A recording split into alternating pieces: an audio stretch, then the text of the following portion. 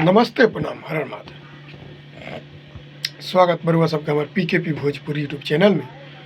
और हम बनी रुआ सबके छोट भाई प्रेम कुमार प्रेमी। रुआ सबके मालूम बा कि हम भोजपुरी से रिलेटेड हर न्यूज के लेके आवे नहीं, सिर्फ प्रमोशन ना कि कोनो विवाद से लेके रिलेटेड हम आवे नहीं, सिर्फ गाना प्रमोशन के लेके रुआ सबके पीकेपी भोजपुरी से हम एक से बढ़ के एक अपडेट देते रहेंगे।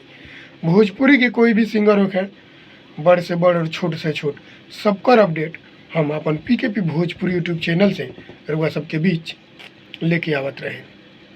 रुआ सबके बता दी कि बहुत ही ज़बरदस्त गाना रिलीज हो चुकल बा सारेगामा हम भोजपुरी से। बहुत काफ़ी टांडो मचाई होली के गाना बैगन के दाम भैया खेसारी लाल यादव जी के पूरा भोजपुरी में काफ़ी टांडो मचा रहा बा। बैगन के दाम खेसारी लाल यादव और शिल्पी राज जी के डुएट सॉन्ग पूरा भोजपुरी में काफ़ी टांडो मचाई, होली में पूरा धूम धड़ाका मचाई।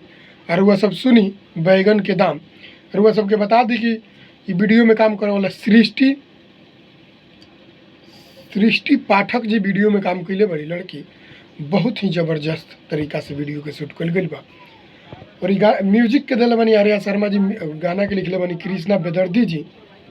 सबसे ज़बरदस्त गाना के शूट कल गई बा और गाना बहुत ही ज़बरदस्त तरीका से रिलीज कर गई बा सारेगामा हम भोजपुरी यूट्यूब चैनल से। और वो सब सुनी और ढेर सारा प्यार आशीर्वाद दी और ढेर सारा शेयर करी गाना के और ढेर सारा सुनी, क्या कि होली में काफ़ी टांडो मचाई। आर्या शर्मा जी के म्यूजिक और कृष्णा बेदर्दी जी के लिखल गाना खेसारी लाल यादव और शिल्पी राज जी के साथ डुएट और बैगन के दाम सारेगामा हम भोजपुरी से रिलीज कर गई बा।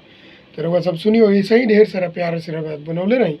और लास्ट तक वीडियो देखते हैं तो शेयर जरूर करब और सब्सक्राइब जरूर करब पीकेपी भोजपुरी यूट्यूब चैनल का। और वीडियो में हमारा लाइक जरूर करके जाए। तब तक के लिए प्रणाम। फिर मिले अगला अपडेट कोनो भी भोजपुरी से रिलेटेड लेके। तो सब बनल रही हमारे पीकेपी भोजपुरी यूट्यूब चैनल पर।